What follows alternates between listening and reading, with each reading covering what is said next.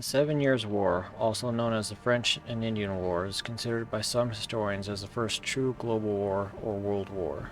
By the end of the war, the conflict had spread to 5 continents, 4 oceans, and far-flung lands such as India and the Philippines. The war started off as a territorial dispute between England and France over their North American colonies, but soon drew in most of the European nations as the war escalated from a border dispute to all-out war between the two superpowers of Europe. The first shots were fired in 1754 in the Ohio Territory between French and English colonial militia, of which George Washington, future revolutionary leader and the United States' first president, was part of. While no one is exactly sure of who fired first, the result is the French and English colonists would engage in ever-increasing skirmishes with each other for the next 2 years. At first, the English and French governments were content to not intervene and allow their colonists to sort the dispute out themselves, although they did not stop either government from sending reinforcements of regular troops discreetly from the home country. This increased naval traffic meant that it was only a matter of time before the respective navies made contact with each other, and in the fall of 1755, the first skirmishes between the English and French navies occurred in the Atlantic Ocean. As lives and ships were lost in increasing numbers, it became impossible for the two nations to hide the fact that they had been at war with each other for nearly 2 years now, and in the spring of 1756, war was officially declared between England and France. This official declaration brought the rest of the colonies into the fight, and soon after, fighting between England and France broke out in India, propelling the war into a global war. Initially, the war began badly for England, as they suffered several defeats on land in North America and only moderate success on the seas. Prussia, longtime enemy of Austria and suspicious of Austria's growing ties to both France and Prussia, feared encirclement. England, eager to potentially open another front and draw French resources away from North America, agreed to back Prussia militarily and financially. With this aid, Prussia preemptively invaded Austria in the fall of 1756, catching Austria by surprise and gaining several quick victories. The Anglo-Prussian alliance began to turn the war around in their favor, as Prussia was dominant in Europe and England had gained effective naval dominance on the oceans. England had even begun to turn things around in North America by gaining several key victories. However, in the fall of 1757, Russia and Sweden joined the war on France and Austria's side and threatened to reverse any gains the Anglo-Prussian alliance had won. Russia's Empress Elizabeth was a staunch enemy of Prussia and jumped at the chance to crush Prussia once and for all, while Sweden was mostly interested in protecting its Pomeranian possessions. However, due to Frederick the Great's military genius and England's mastery of the seas, they were for the most part able to hold off the combined armies of France, Austria, Russia, and Sweden, although Prussia was under considerable pressure from so many enemies attacking at once. By the spring of 1762, England had virtually expelled France from North America and had gained complete naval supremacy on the oceans, as well as captured all of France's holdings in India. Europe, however, was a different story from the Anglo-Prussian alliance, as Prussia, while usually victorious, was exhausted fighting so many enemies and on the verge of collapse.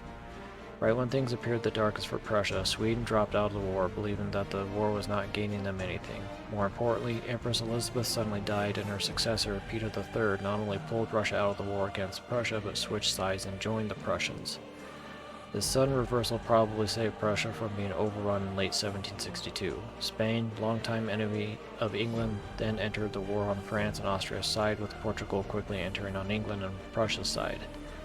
This opened a third front as Spain, supported by France, invaded Portugal, and only reinforcements rushed from England saved Portugal and pushed the Franco-Spanish forces back.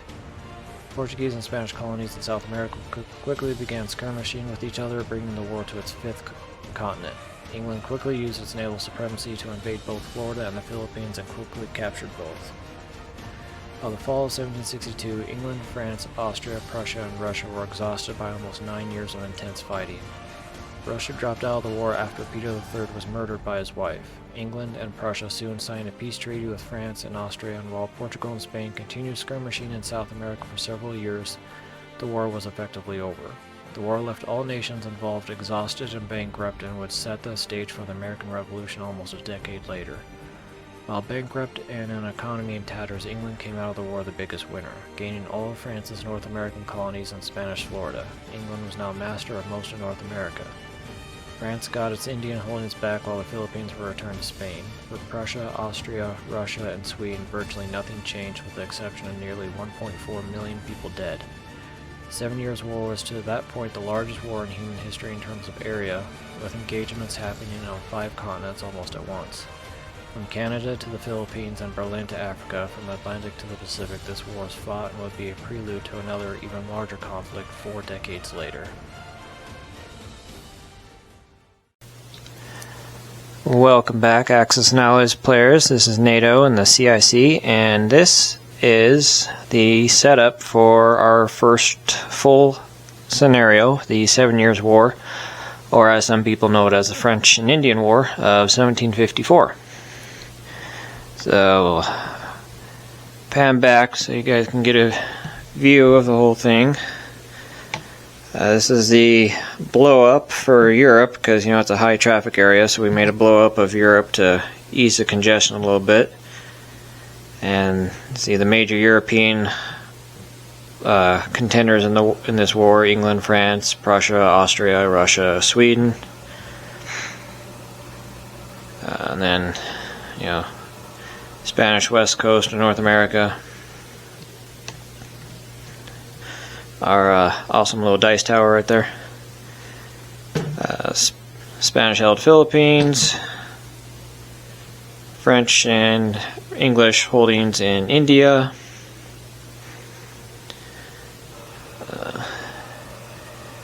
Europe proper with the different navies and industrial complexes.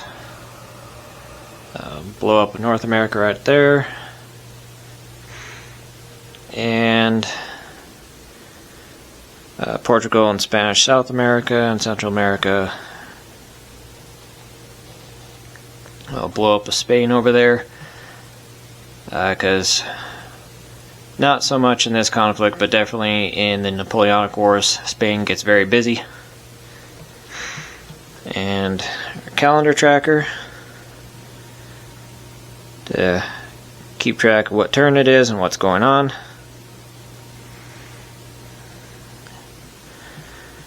And for this, well, for most of the scenarios, we won't be doing a turn-by-turn video, because we got some 40 plus conflicts to get through, and doing a turn-by-turn for every single one of those, it would take forever to get through this. So, what we're probably going to do, at least for the bigger conflicts, probably just going to do recaps on when major events happen. So when a different nation joins a war or leaves the war or whatever. The smaller conflicts, like Texas independence, we'll probably just do that whole thing live, because it's 2 turns, so the whole game start to finish takes less than half an hour. But for this, we'll just do recaps once something major happens. Let's see, some of the, or how this thing kicks off is England has to attack France in the Ohio territory right here, because that's actually what started this war. A soon-to-be famous figure by the name of George Washington led a British detachment into the Ohio territory to try to persuade the French to stop building forts in Ohio, because both England and France both claimed that territory, and well, some shots were fired, someone was tomahawked, and next thing we know, it dragged the world into a 9-year conflict that was arguably humanity's first global war. But we'll get more detail on that later. Production tracker up there. One of the things I will do right now, though, is we'll do a mock naval battle. Because, like I said, naval battle has been completely overhauled. So, we'll just take some British ships, say they're the aggressor.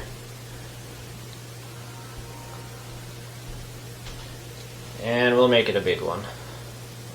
4 frigates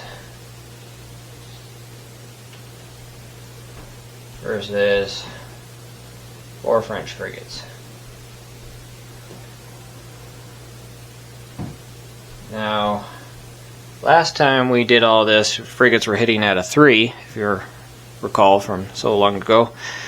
We've now diminished that all the way down to a 1, and that's to account for technological progression and to more accurately depict how hard it was actually to sink ships in this style of warfare back then. So, attacker goes first. They hit at a 1.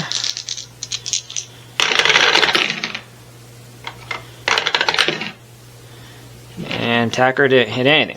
So defender will roll. They didn't hit anything. Now, in this now, the defender can now actually opt to retreat now, but for demonstration purposes, we'll just keep going. Okay, so that was the attacker. So the British got 2 hits. Now, they're not outright sunk yet, so they just are moved to the damage section. Now, defender rolls. They got 2 hits as well.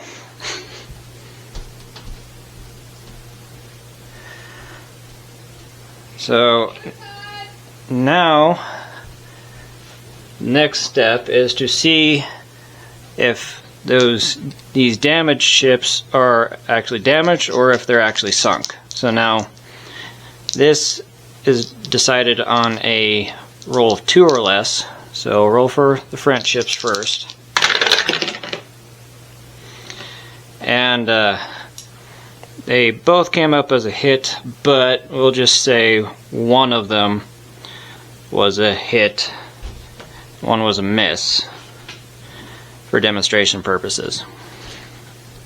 So one was hit, so that is actually just completely gone. That moves to the casualty box. Now for the British ships, that came up as both misses, so they're just damaged.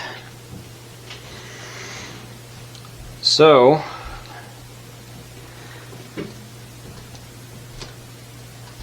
the next thing is England, because there's a damaged French ship here. England can now attempt to board that ship, but it needs a completely undamaged frigate to do so, which England has 2. So England's going to opt to attempt to board that damaged French frigate.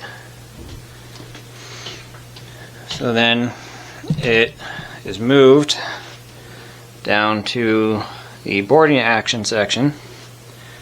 Now England needs to designate a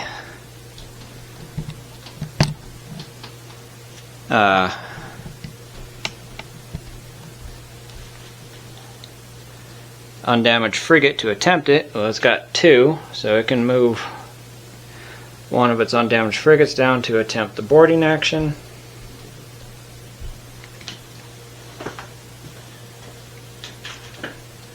We need to put a damage token under the French ship so we know who is being boarded and who is the boarder.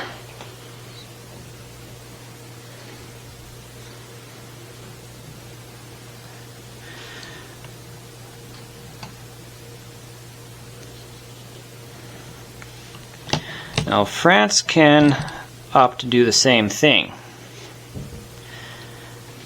Now England has 2 damaged frigates, so it could attempt to try to board both of them.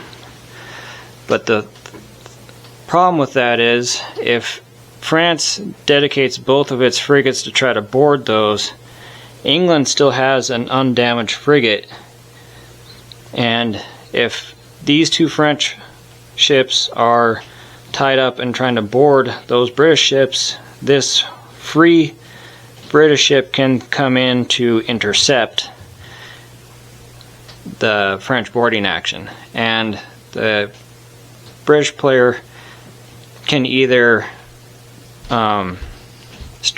just attack, in which case the British ship gets a free shot at the French ships hitting at a higher rate, or it can attempt to board the boarding ships, and because the French crew is busy trying to take these ships, this British ship will have a higher chance of successfully capturing a completely undamaged ship because this crew is busy trying to board that. So, if France wanted to attempt a boarding action, it could attempt to board one of these and leave its other frigate behind to tie up this British frigate and screen it. So that's what England is going to do.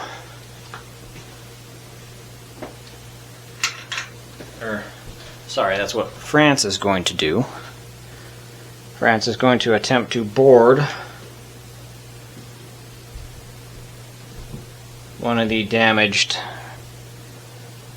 British frigates, and it's going to leave one behind to screen its boarding action against this undamaged and free British frigate.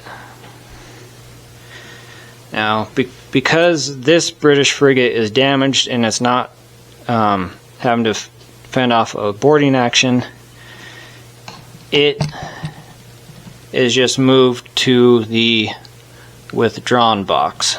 It will no longer take part in any action from this point on. So now we got two boarding actions going on, a British and a French one.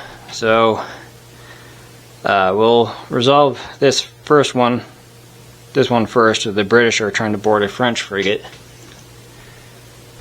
Now the British frigate rolls out of 2 or less, French frigate rolls out of 1. If the British frigate hits, then it successfully captures the frigate. If the French frigate hits, then the boarding action fails. If they both hit, it's a draw and the boarding action fails. Alright. So, the British frigate has successfully captured the French frigate.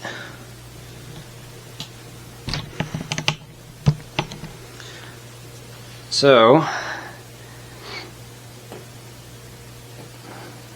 it is moved to the captured box. So that is now a British ship. Now we'll resolve the second one.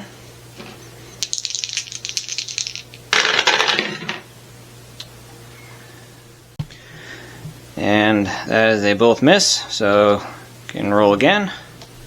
It has to be resolved one way or the other. Missed again. Missed again. Alright. The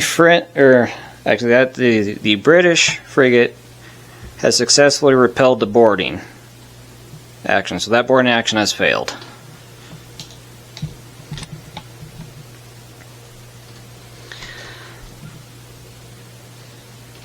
So now that all that's resolved,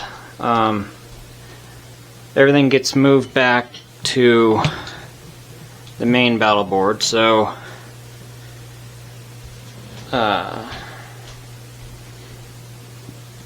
this boarding action has failed, so it's a damaged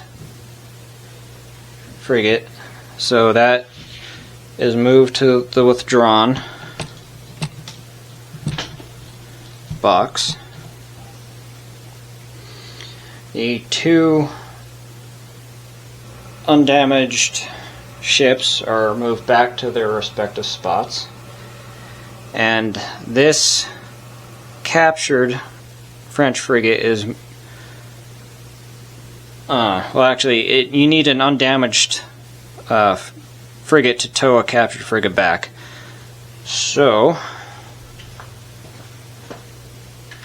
in order for England to abscond with their captured French frigate, they need to designate a undamaged frigate to tow it. So England will move one of its frigates to the drawn box to tow it. And so at this point, so that would constitute one complete round of dice rolls for naval combat. So now at this point, it would probably be best for England to choose to withdraw, seeing how it's at a 2-to-1 disadvantage now. And we'll say this battle took place, say here in Sea Zone 32. Nice little anchor to designate that's where it took place. So we'll say England is going to withdraw now because it's at a 2-to-1 disadvantage, and it also wants to get away with its captured frigate. So we'll say England withdraws at this point.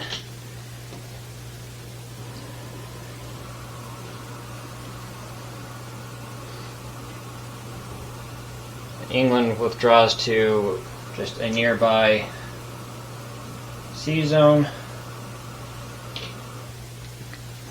And so now once England gets that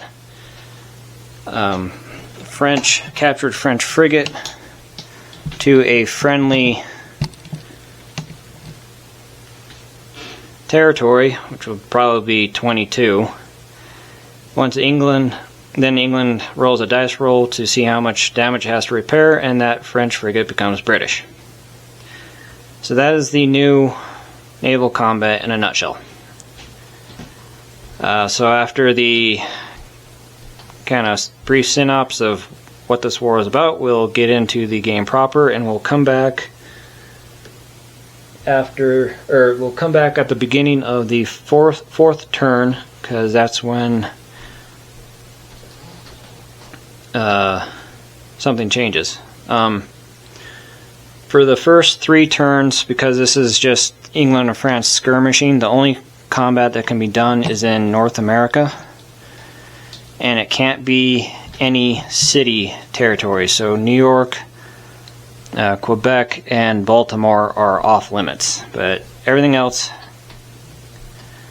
the Commonwealth, New England, Carolinas, Ohio Territory, Appalachian, Great Lakes, that can all be fought over, but the only fighting for the first 3 turns is ground combat, and only in North America, because this is just war hasn't been officially declared yet, and this is just skirmishing in the colonies. But once turn 4 hits, the war escalates, and British and French naval ships can skirmish with each other, but only in the Atlantic.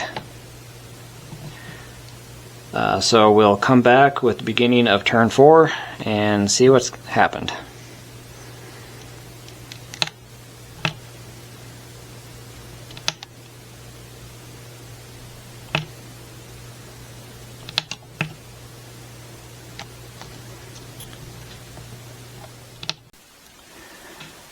Welcome back, Axis and Allies players. This is NATO in the CIC, and we are a year and a half into the 7 Years' War.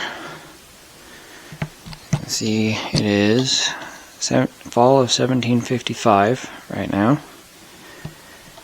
And so what's been going on?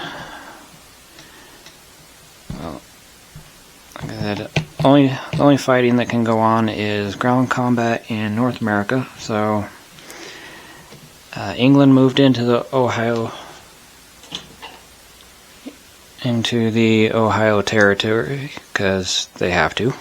That's what starts this whole thing. And the French counterattacked and pushed the British out of Ohio, so then the England counterattacked, moved back into Ohio, and it's been contested ever since. And then that's about all England has done. It's building up its cavalry and cannon in Baltimore, New York, and it did bring some infantry over from the home island and landed them in Baltimore, then moved them into Ohio. And then, other than that, it has been fighting Spanish privateers, and so far it's sunk 2 privateers at the cost of one of their frigates. And then it is moving some naval units down the coast of Africa over to reinforce India. And then other than that, it's just been building its forces in England. It's building a ground army in Hanover for when the war spills over into Europe. While we're over here, Portugal has just been, or not Portugal, Prussia has just been building up its army in preparation for when it invades or enters the war, and while also building up its defenses in Prussia proper. France, like I said earlier, France, it counterattacked in Ohio, briefly drove the British out, but then the British came back. But France's major push has been in New England. It's brought forces over from France, landed them in New England, and has been bringing forces down from Quebec into New England. Has been putting a lot of pressure on the British in New England.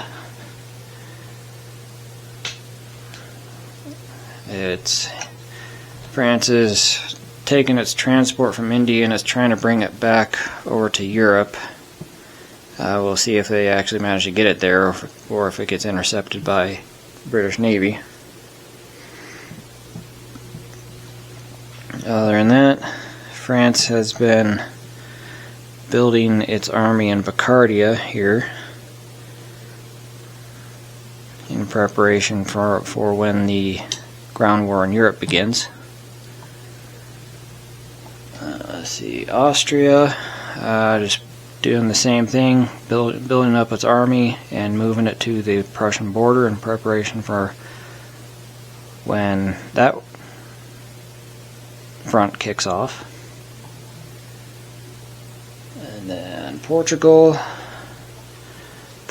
is recalling all of its South American forces, recalling them to Portugal.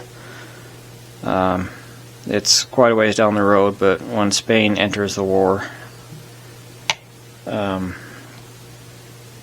goes to war with Portugal, Portugal is going to need those forces in the home country to hold off Spain.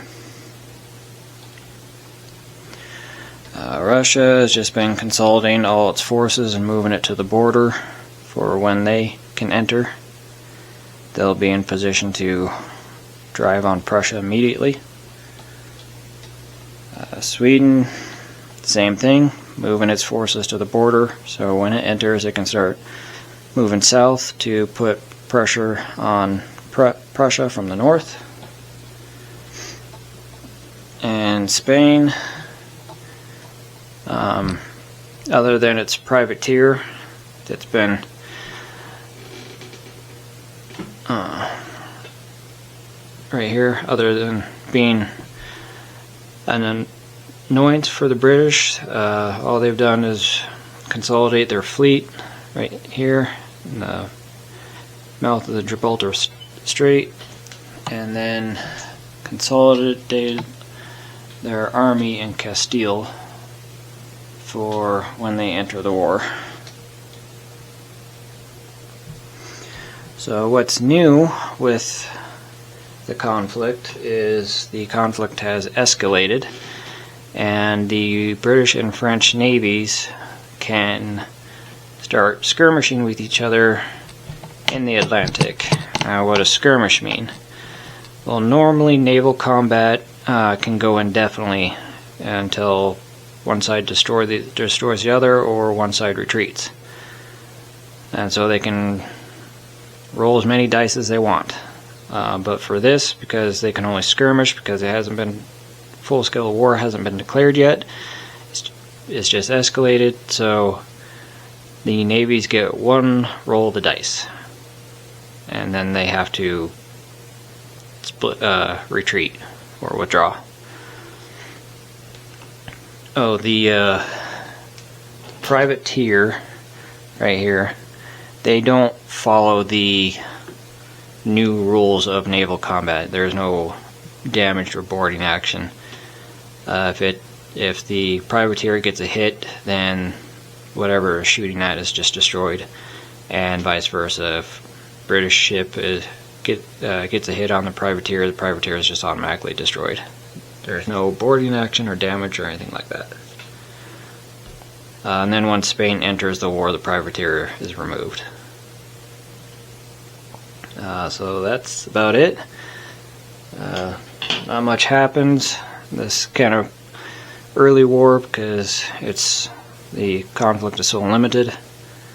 But we'll get a little bit more action this turn, because now the navies can get involved in a limited capacity. But we'll go through the turn, and we'll come back at the beginning of the next turn and give an update then.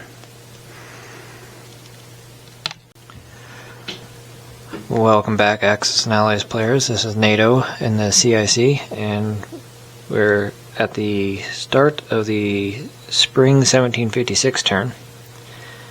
And last turn, the British and French navies were able to skirmish for the first time, and so both sides pursued each other vigorously, but no one got a single hit off on anybody. So, because only one roll of the dice, because they're only skirmishing, as kind of a lackluster turn. British managed to sink a Spanish privateer, and Spain put a new one on the board off the French coast. Let's see, England tried pushing into the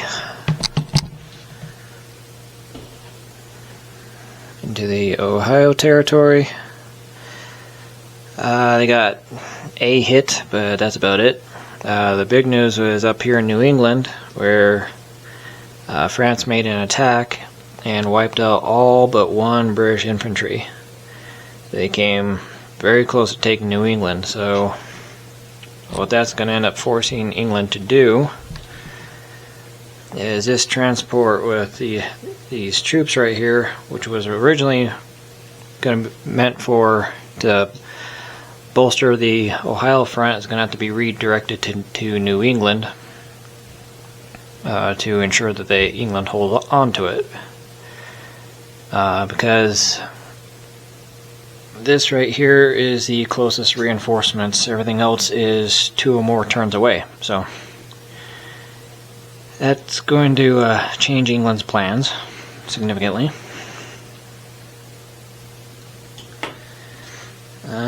That's about it. There's a short turn, not a lot happened. All the other nations are just building up their forces for a pretty big clash in Europe in a couple turns when Prussia and Austria join. So the news for this turn is England and France are at full-scale war now. The war has been officially declared. That's officially beginning the 7 Years' War, so that means everything is on the table. All British and French territories are up for game across the whole map, and British and French navies can duke it out to the death, and they can fight anywhere, not just the Atlantic anymore. So Big escalation, because that means the fight's gonna spill out from North America and it's gonna go into the Atlantic, into the Indian Ocean, into Asia itself, because England and France have colonies in India, so they're gonna be duking it out. So the war has gone global. So we'll run the turn. We'll come back at the beginning of the next turn, which would be fall 1756. And the next escalation of this conflict. See you then. Welcome back, Axis and Allies players. This is NATO and the CIC, and we are now in the fall of the 1756 turn, and the war has escalated once again. Austria and Prussia have now joined the conflict. Prussia on England's side and Austria on France's side. So it went from a 1v1 to a 2v2 fight. But what happened last turn is this was the first turn that England and France were at full-scale war with each other. So, granted, most of it was naval action, had a lot of naval action last turn. Let's see. The British and the French had a naval battle here in Sea Zone 21 that resulted in France losing a frigate with no loss to the British. And then the British went after and sank a Spanish privateer here in 23 with no loss to themselves. And then here in Sea Zone 70 had two British frigates go up against two French frigates, and resulted in no losses for the British and one damaged frigate for the French. And that French frigate has withdrawn to the Caribbean for repairs, while the rest of the French fleet has consolidated in and around France. And then we had another naval battle way over here in the Indian Ocean. There's two British frigates versus one French frigate, and it resulted in the loss of one French frigate for the loss of one British frigate.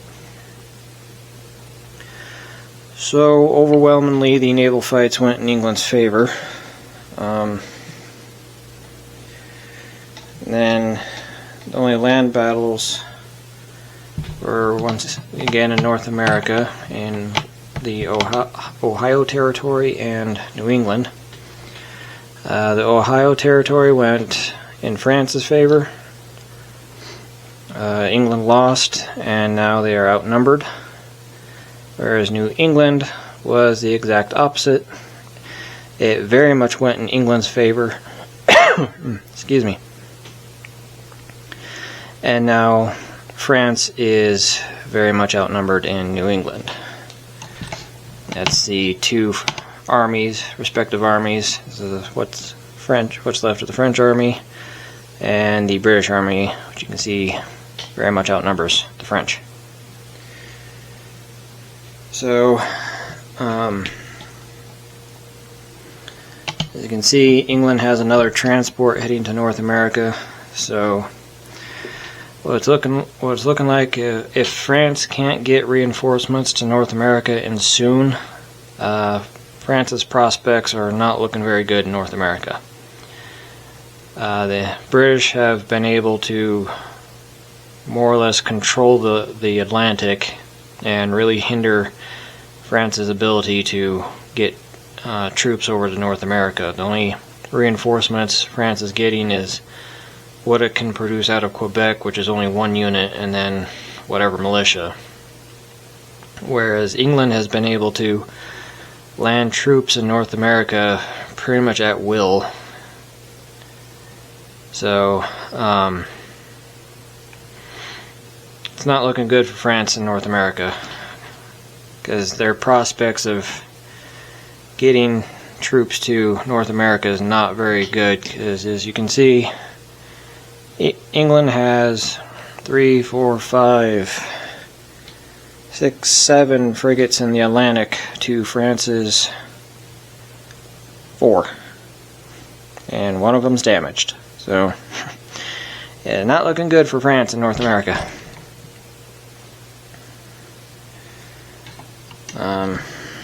Nor is it looking good for France and India. So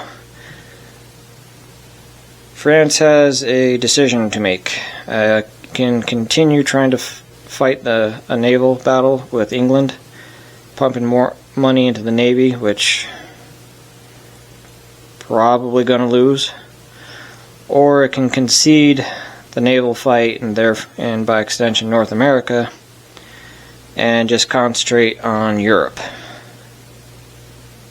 keeping Austria alive and going after Prussia and grabbing those victory points there.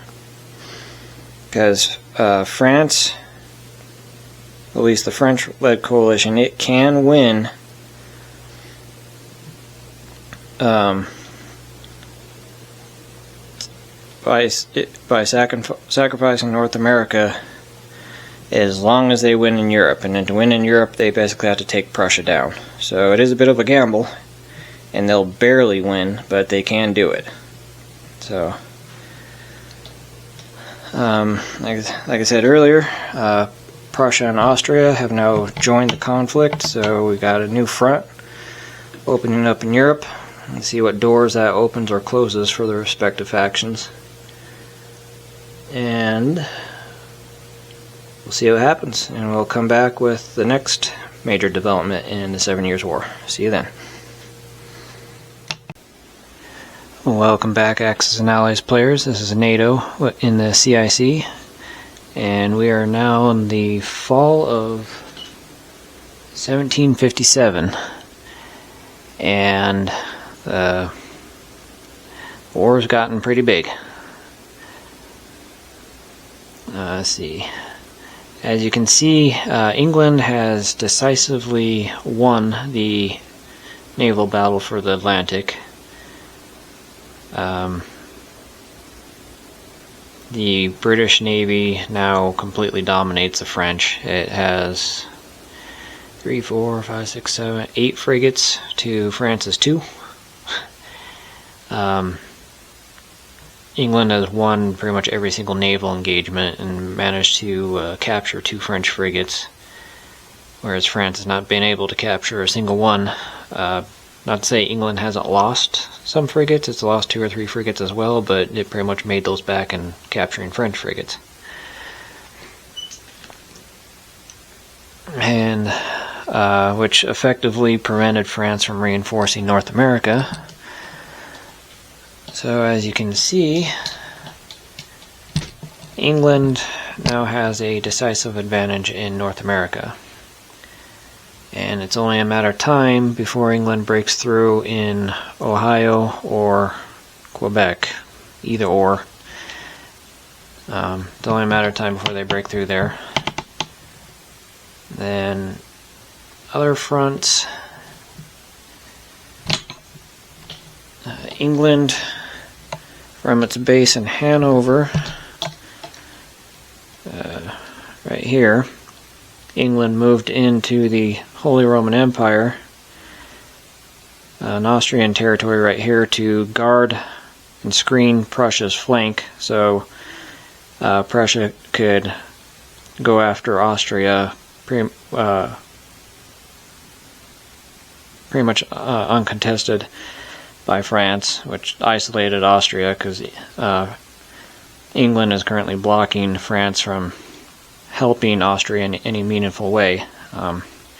England is paying dearly for it. However,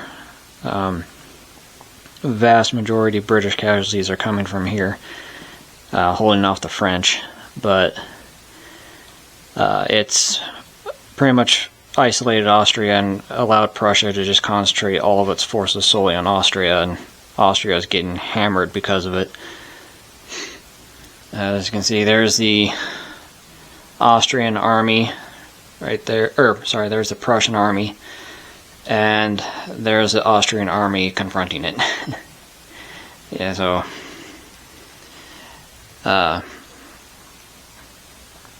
England is paying for Prussia's success very, very dearly.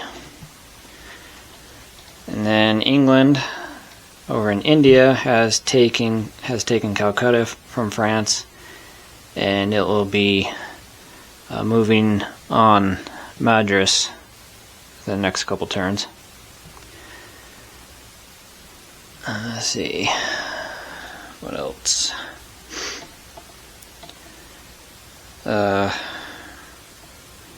France is just trying to slow England down in North America. It's about the best it can do right now.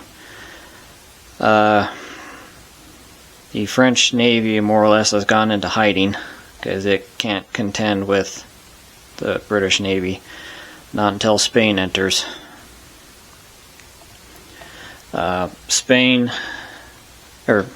France. France moved into the Holy Roman Empire to check the British move in there, so there's now 3 separate armies sitting in the Holy Roman Empire territory right now. And France is desperately trying to break through the British blocking force to get to Prussia to relieve pressure off of Austria.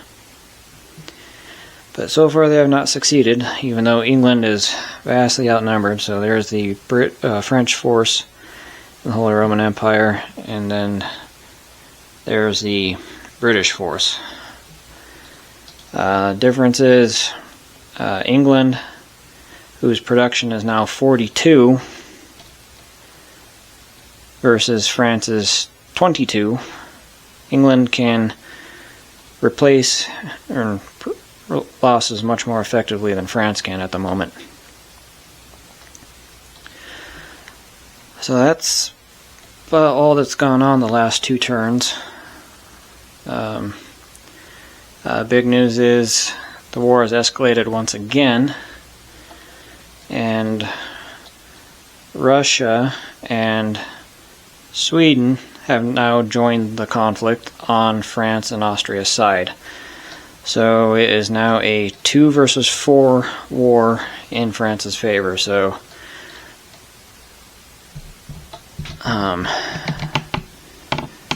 that will be a huge help to France and Austria, who are getting hammered by the British-Prussian alliance, because they're about to receive a big infusion of troops and money from Russia. Although it will take them a couple turns to get there, because they have to come across Poland, and Sweden's going to take even longer. So Prussia and England still have a couple turns before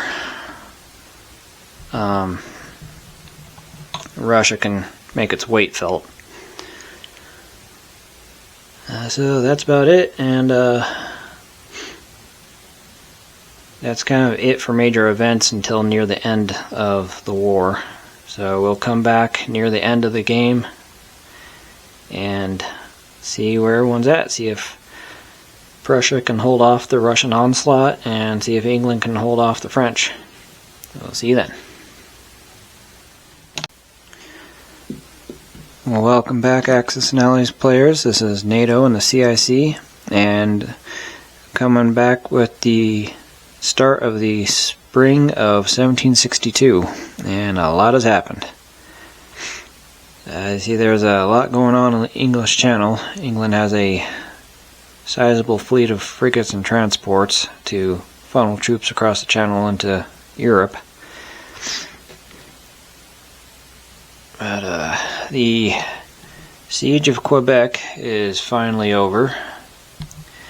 England has took Quebec and also broke through in the Ohio Territory, which allowed them to move on into the Great Lakes, where they took that, and then they just kept going straight across into New France, where they've been doggedly fighting France for the last several turns. The big news in Europe, though, is Prussia has taken the Austrian capital. And that effectively knocked Austria out of the war, which was a good thing because France was coming in strong in the Holy Roman Empire territory. And with Austria knocked out of the war, that freed Prussia to send some troops west to help England in holding France at bay. And they've succeeded in keeping France out of Prussia's backyard. But they have been paying dearly for it. Between England and Prussia, they're on average losing somewhere around 11 or 12 units per turn just in this territory alone, holding it.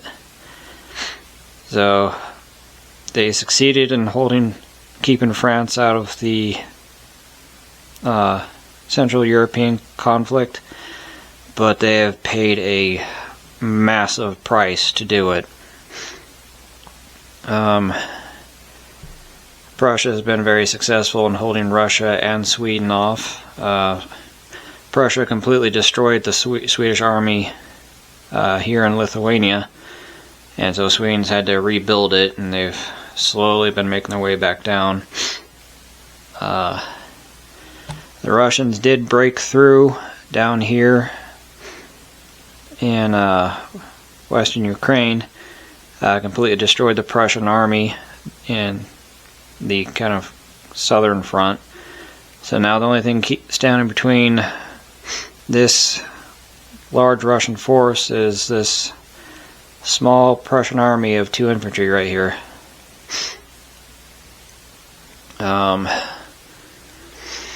England's taken all of the French territories in India and positioned itself to go after the Philippines when Spain enters. And the British Royal Navy has completely destroyed the French Navy. So, Britannia rules the waves once again. They are completely uncontested in any of the waters. So now what happens this turn? Well, a lot changes. Sweden will drop out of the war this turn, so they're gone. Russia switches sides, so now Russia is now allied to England and Prussia. So that's very bad news for France. And Portugal and Spain join the conflict. Portugal will ally with England, Prussia, and now Russia, where Spain will align with France. So one adversary drops, one adversary switches sides, and 2 more nations join the global war that is the 7 Years' War, and open several new fronts for England and its coalition. So we'll come back at the end of the turn / beginning of the next turn and see where we're at. See you then.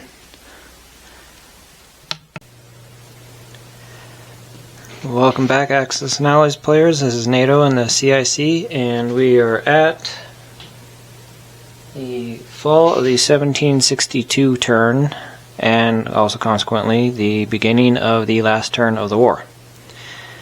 And as you can see, England and Spain had a really big naval battle right here, and this is the aftermath of it.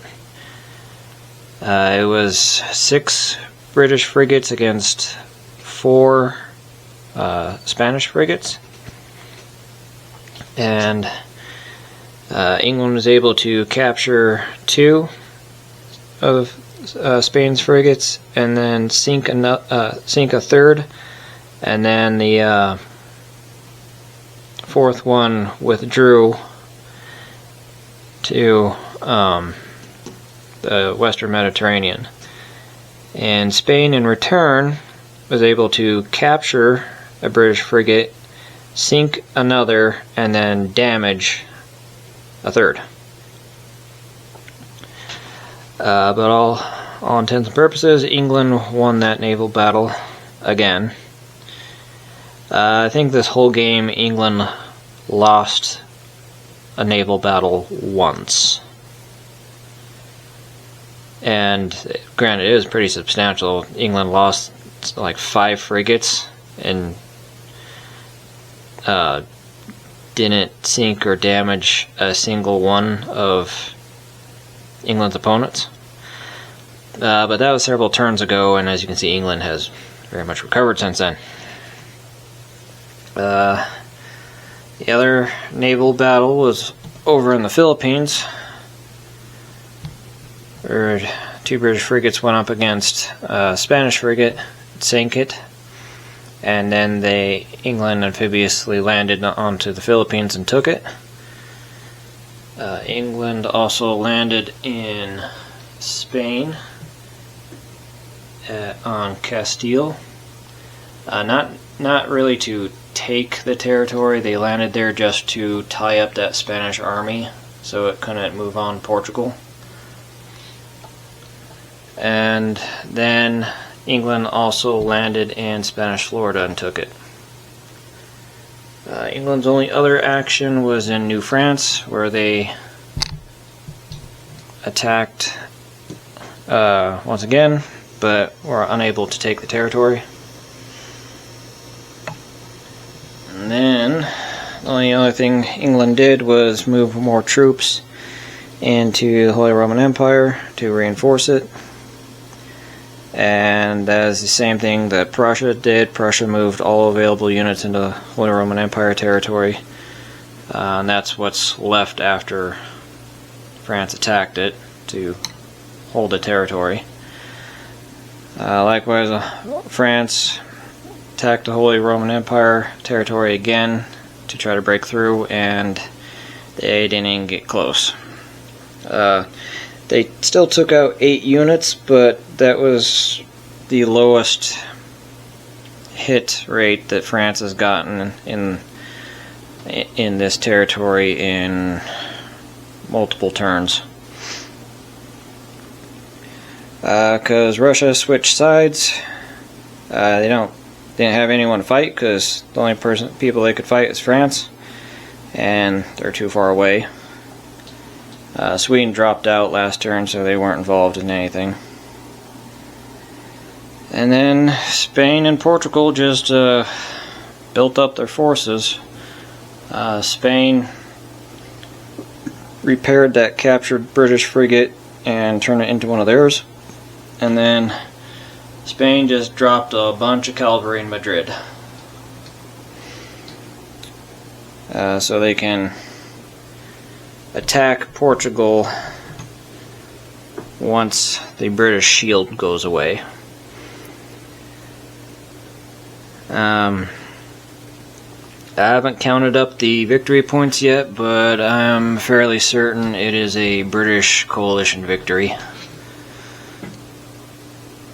But we'll know for certain once we finish the last turn and we add up all the points. But like I said, I'm fairly certain it's a British coalition victory. So we'll do the very last turn and see if Spain can nab Portugal. And we'll come back with the final victory, or the final score. And see if Spain was able to grab Portugal. See you soon. Hello Axis and Allies players. This is NATO and the CIC, and the 7 Years' War is over.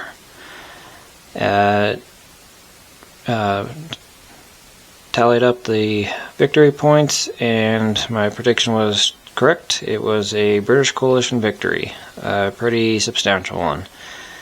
It was a 12-2 final score. Not much happened in the last turn because it was just Portugal and Spain, but Spain sent its 2 remaining ships up to contend with the Portuguese Navy, and this one Portuguese frigate sank one Spanish frigate and damaged the other. So Portuguese came out on top on that naval battle.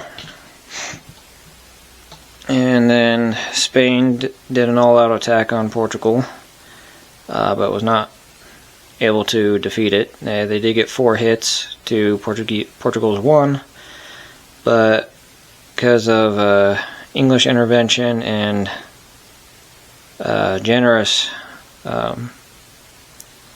loaning of money, Portugal was able to build up a big enough army to absorb those hits. So Portugal survives to fight another day. So what that means with a British coalition victory, that means that England will get pretty much all of North America, all the French territory in North America, and Spanish Florida. England will return the Philippines back to Spain and return the French colonies in India back to France. As for everyone else, everything else pretty much goes back to the way it was 9 years ago. With that being said, in about a decade, in about 10 years, we will see the colonies rebel against England and fight for their independence instead of France. So if you made it this far, thanks for sticking with us and watching, and we'll see you with the American Revolution once we get it set up.